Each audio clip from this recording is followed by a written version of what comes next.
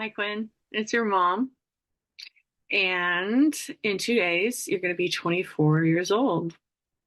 And I'm not going to be able to spend this birthday with you. It's a lot of birthdays I've missed. So I thought I would make this video and hopefully you will receive it. Hopefully you will watch it. I don't know if you know this, but every birthday I have sent you a message. I have posted one publicly. I've usually put one on YouTube or Facebook somewhere, hopefully in a way that you would be able to see it online some way. I post videos publicly. It's sort of like I try to leave breadcrumbs somewhere for you to find, so that way you know that I'm thinking of you. I don't ever want you to think that I've forgotten you, that I'm not searching for you, that I'm not looking for you, that I have abandoned you, because I never have. I never have forgotten you. I never will forget you.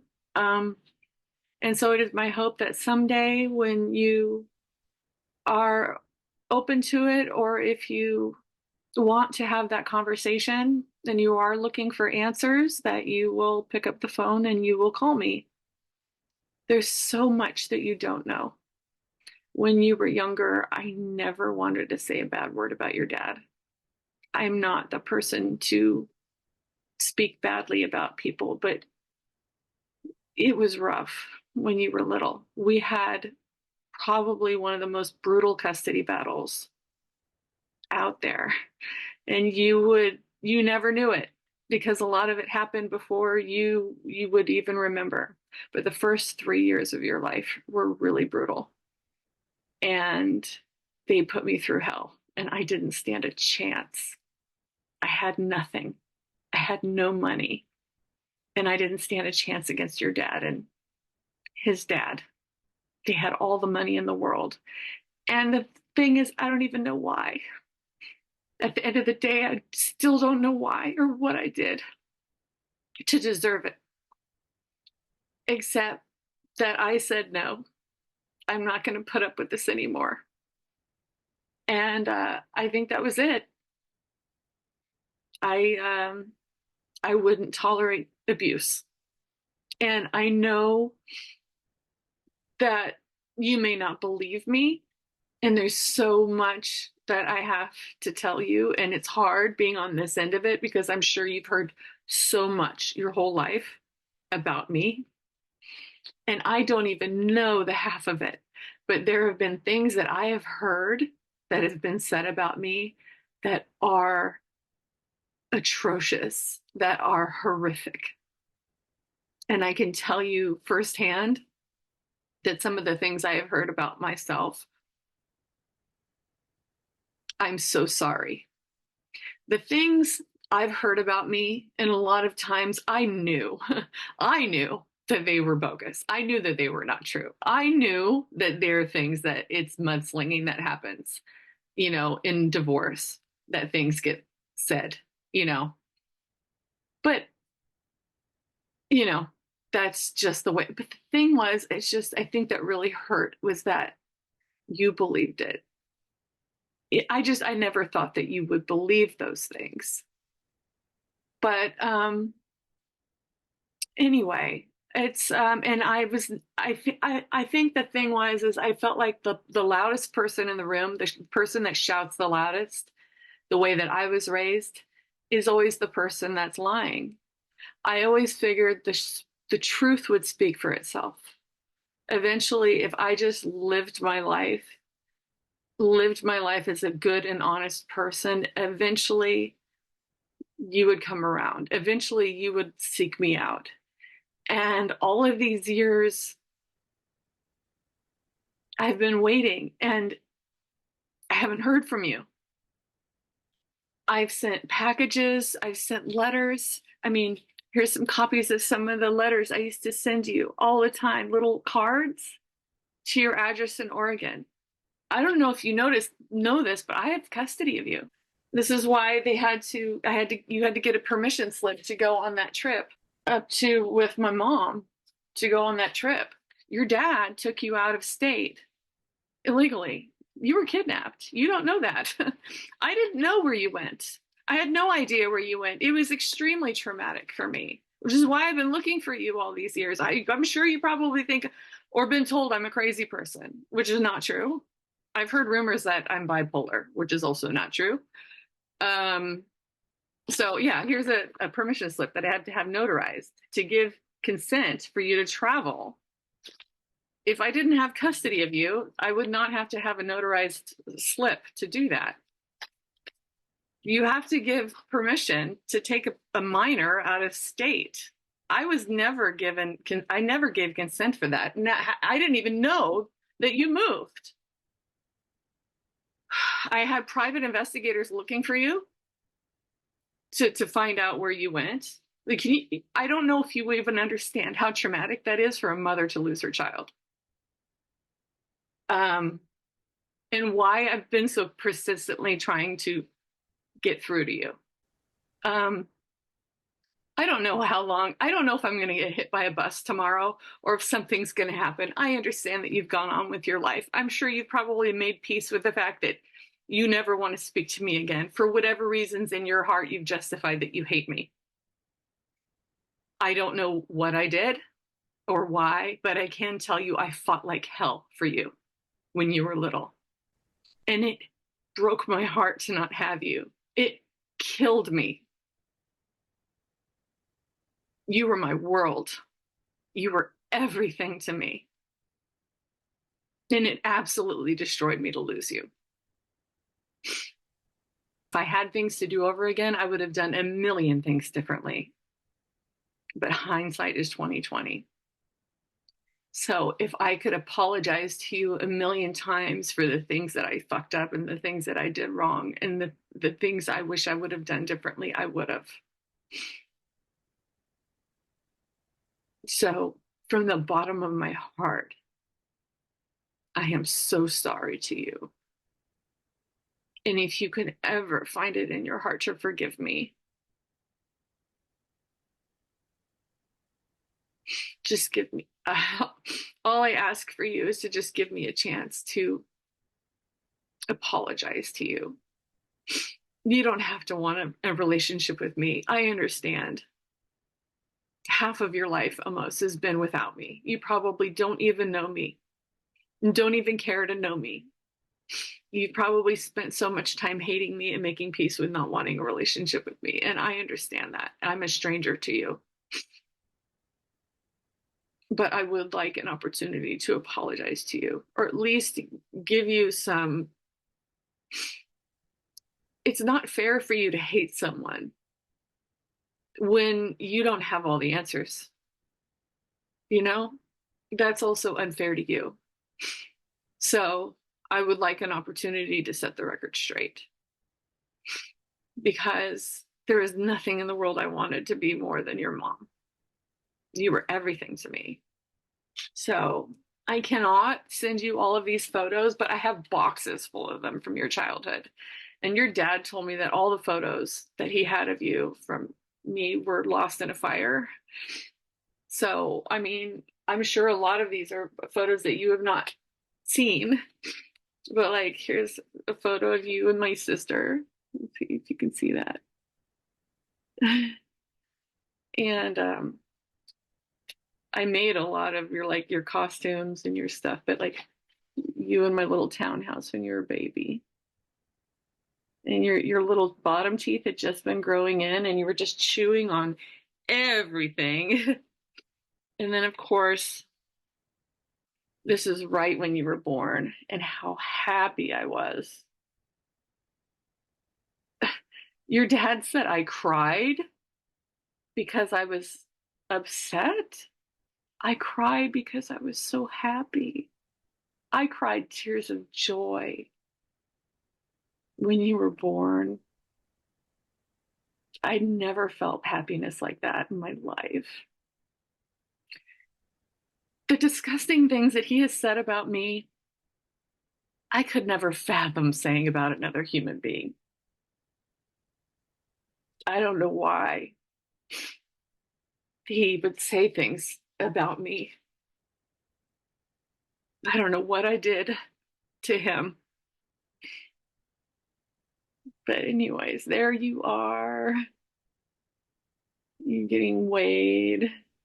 You were born at 11:30 p.m. on April 27th. There we are at the beach. There's Gretchen. He was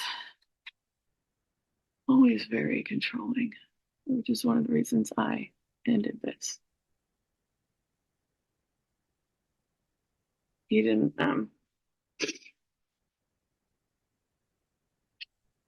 want me talking on the phone. He didn't want me making music anymore. He didn't want me doing any of the things that I loved. There you are. I made that costume for you. He liked to call me the C word a lot. But yeah, he sat in the garage most of the time of our relationship playing computer games while I took care of the house. There you are. Oh, we took you to the mall for Halloween. Yeah, and there is your picture. Oh, look at you.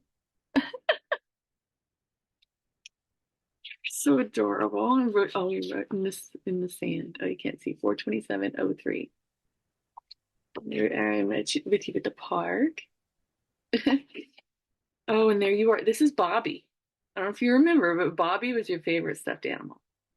And he was a bunny I got from Harrods when I went to Ireland for that reality show that I was on. And then here we are, you and me at medieval times. Remember, you said you wanted to be a knight. Here you are with your grandma, my mom, and your half sibling, half sibling Jay. There you are with your blanket. You always liked things that were soft, and you'd suck your fingers like that, and then you would fall asleep. It's the cutest thing. There you are again. It's a little baby, a little right there in the hospital. You're just so cute. Look at you yawning. Oh, and then, oh gosh, there are just so many pictures of you. There's me and you when I bought one of my first cars that I bought, like a new car. It was my first new car I'd ever bought, and I was so excited about it. Um, so, I mean, there are just so many. I mean, I have just so many. I have like stacks. Look at your little butt. And then you just had your feet, your face, and everything. I mean, there are just stacks. I have so many photos of just me and you when you were little. I mean, oh, and there I am, pregnant with you. You were my world. I I was so happy to be your mom. I was so happy. So it was just like there is nothing in the world I wouldn't have done for you. I just want you to know that. And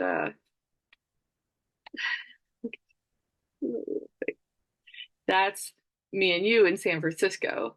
That was when we left your dad when you were about 4 months old. And we went to San Francisco for the weekend. We went to go see Gretchen. And I was like, well, I guess I'm going to do this on my own then. You're so happy.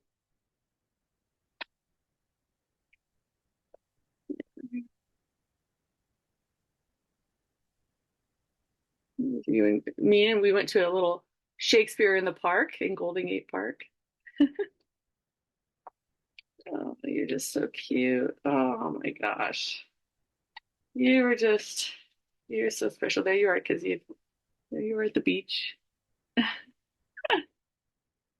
Your hair was just so perfect, the cutest little curls.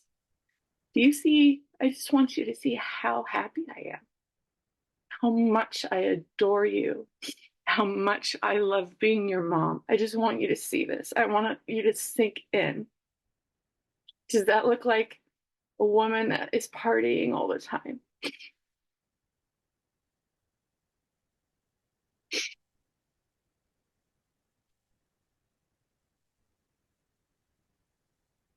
I was writing our stuff in the sand there. Making sure you didn't fall over. Anyways, there's so many more. Oh my God. You're so cute. Look at you. Such a charmer. Reading books to you.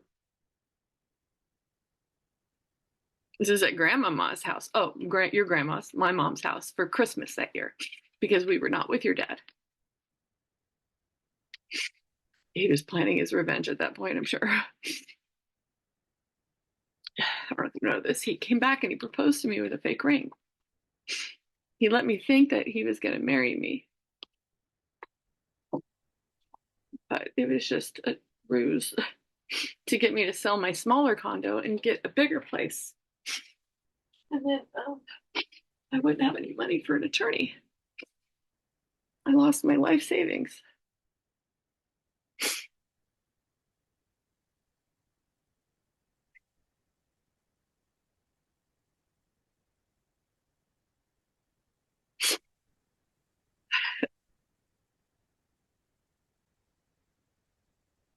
Here we go. I kept a journal from when you were little. And we were going through custody issues. So here we go. Monday, 6/17/02. Pat dropped Quinn off at 9:30 a.m. He was running late. He fed Q donuts again for breakfast, so he was a bit wired. Pat wanted to stay longer, but I let him know I'm seeing someone special and that I am not interested. He mumbled something about putting our video, this is a private video, on the internet for money, but it wasn't good quality enough. He wanted to reshoot some scenes. What a pig. Hello, not even. Disgusting he is. Makes me sick. Anyways, read Q the pop-up animal Jungle Book. Then he watched Caillou while I worked on my resumes. We had SpaghettiOs for lunch and applesauce. Q sat and listened to me play my guitar. Then I let him bang on the piano. He has so much fun with music. Yeah. Your dad took a video of us and put it on the internet, actually, later. He said he got a lot of hits on it. Isn't that nice? He did this several times, by the way, to try to manipulate me into making concessions over custody battle. Like I said, it was a very brutal custody battle. So one of the things he used as a weapon against me was a porn video. Isn't that nice? Q woke me up Tuesday, 6/18/02 at 8:30 a.m., pulling his wagon out of his room. I got up and put on the Beatles. What a great way to wake up. Made Q scrambled eggs with cheese, applesauce, and crackers for breakfast. Then we read Curious George. He loves that book. He piled his toys on my bed again. Oh well, gotta wash the sheets today anyway. We're gonna go swimming again today afternoon. It'll be cooler then, I hope. Don't want my little guy to get burned. He's learning so many words. I swore he said helicopter this morning when one flew overhead. I may have an interview next week. I'm crossing my fingers. Q and I are gonna make a pecan pie today. Then I have to drop him off at Mimi's at 3:30 so Pat can pick him up. It's his night. And then I wrote a sad face. I think I'll take a bath. Ah, very nice. Continued. Took a nice bath after I dropped off Q. Then I got a copy of The Recycler and answered a few ads for musicians. Wanted. We'll see what happens, I guess. Placed one of my own. I can't wait to play again. Night, night. You know what's a cool thing about that is I ended up meeting Joe, my future brother-in-law, through that ad. And that's how he met my sister and they got married and had kids. So it's an interesting story. Anyways, Wednesday, 6/28. I got a job today. Had an interview this morning with a company called CNA Trust. I was referred by the senior VP, John Brown, who I met at the paintball field. It is a business casual workplace in Costa Mesa. I will be a general clerk. I am so excited. I start Monday the 1st. We're going to have to find new daycare for Quinn. Mimi babies him way too much. He's basically the only child there all week. The TV is on all day. He comes home spotless every day. And that tells me he's not out playing like little boys should be. Anyways, that's just a little insight into my your life with me during those few years as a kid, because you wouldn't have had any insight or recollection into it, and I never shared that stuff with you when you were little. I know this video has been really long, but I don't know if I'll ever have a chance to share this with you. And I don't know if, honestly, I don't know if we'll ever speak again. Because I could, like I said, I could get hit by a bus tomorrow. I could have a heart attack. You may not know this because you may not be looking for me, but I had spinal surgery a few years ago. I was nearly paralyzed from it, and I don't know the prognosis of that or if that's going to give me problems down the line. I don't know. Like, what I do know is from my experiences with that is that the future is not promised. We may not have forever, and I want to make the most of it. If you've seen me out and about, if you ever seen videos of me and I seem happy and positive, it's because, um, number one, I know that your dad probably watches my videos. And that's the number one reason I am putting on a happy face for the world, is to give the middle finger to your dad, because more than anything, he wanted to destroy me. By taking you away, he wanted to destroy me. You need to know that. A lot of this was his desire to destroy me in every way that he could, to break me. And me being happy and me being successful is the ultimate middle finger to your dad. But you need to know that there's not a day that goes by that I do not think about you, that I don't miss you, that I don't want you in my life. But I cannot let your dad know that I can't be broken, okay? Because there was a while there that I did get lost, and you know that I did let it break me, that I did fall apart, that I did nearly drink myself to death. And there's so much, I'm sure that, but it's like, it's not that I didn't start there, okay? It's like your dad was like, oh, she drinks and parties. That didn't start out that way, okay? And that was never with you around. It was like, he was abusive to me too, and physically abusive. And so it was like, what do you expect is going to happen when you destroy someone completely, physically, mind, body, and spirit? And I'm not saying it's okay, but I am telling you that I picked myself up now, and I'm a much stronger person for it. But I'm so sorry that you were like collateral damage in that whole mess. So I don't know if you'll ever forgive me.